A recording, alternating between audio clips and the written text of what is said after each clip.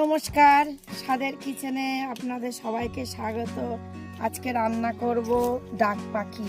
এই ডাক পাখি ধরা হয়েছে, আজকে ডাক পাখি রান্না হবে।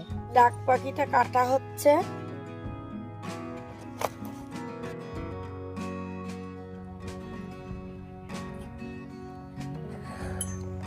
এই যে 3টে ডাক পাখি কেটে এতটা হয়েছে, ধুয়ে নেব। ধুয়ে নিয়েছি, এবার এটাতে লবণ দিয়ে দেবো, হলুদ দিয়ে দেবো, ম্যারিনেট করে নেব। 10 মিনিট ঢেকে রেখে দেবো। তেল দিয়ে দেব। তেল গরম হয়ে গিয়েছে, আলু ভাজা করে নেব।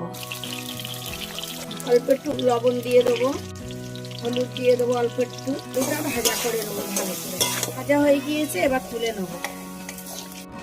ফোড়নে দিয়ে দেবো 2টো এলাচ, পেঁয়াজ বাটা, রসুন বাটা, আদা বাটা, জিরে ধনে বাটা। এবার এটাকে কষিয়ে নেব। 2 মিনিট কষিয়ে নিয়েছি। লঙ্কা আর টমেটো বাটাটা দিয়ে দেবো, লবণ দিয়ে দেবো, আর হলুদ দিয়ে দেবো, অল্প একটু চিনি দিয়ে দেবো। এবার মশলাটা কষিয়ে নেব ভালো করে। মশলা কষানো হয়ে গিয়েছে, আর মাংসটা দিয়ে দেবো। আলু দিয়ে মাংস দিয়ে ভালো করে আবার কষিয়ে দেবো। কষানো হয়ে গিয়েছে, এবার জল দিয়ে দেবো। অল্প জল দেবো, গায়ে গায়ে রাখতে হবে ঝোলটা। এবার ঝোলটা ঢেকে দেবো। ঢাকনাটা খুলে দেখবো মাংসটা হয়েছে কিনা।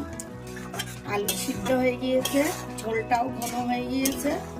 দেখো কত সুন্দর কালার হয়েছে। এবার গরম মশলাটা দিয়ে দেবো। এবার নামিয়ে নেব।